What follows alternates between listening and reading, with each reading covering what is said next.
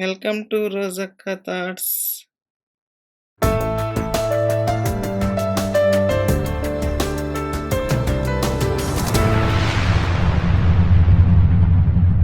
ఈరోజు మరొక రెసిపీతో మీ ముందుకు వచ్చాను.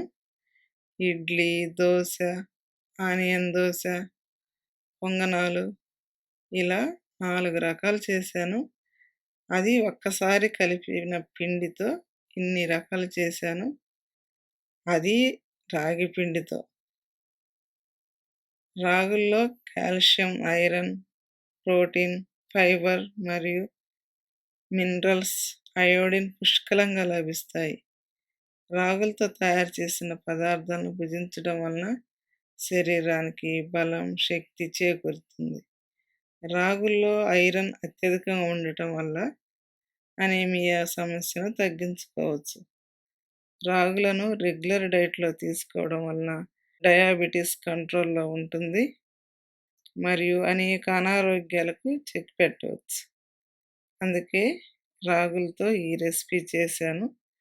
మరి ఒకే పిండితో 4 రకాల టిఫిన్స్ ఎలా తయారు చేయాలో ఆ ప్రాసెస్ ఏంటో చూద్దాం.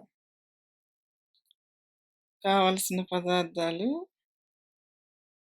రాగి పిండి, మినప్పిండి, సాల్ట్. ఒక బౌల్ తీసుకుని 3 కప్పుల రాగి పిండి తీసుకుందాం.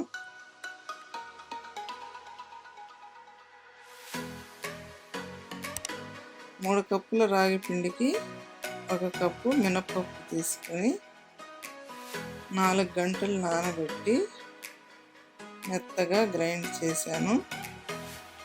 ఇప్పుడు రాగి పిండిలో మినప్పిండిని యాడ్ చేసుకుందాం.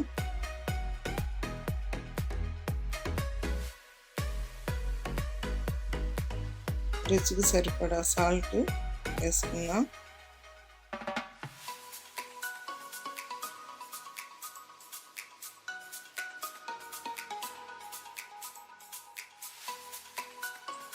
కొంచెం కొంచెం వాటర్ వేసుకుంటూ పిండిని లూజ్గా కలుపుకొని 8 అవర్స్ ఉంచాలి. నేను నైట్ అంతా ఉంచి మార్నింగ్ వాడతాను.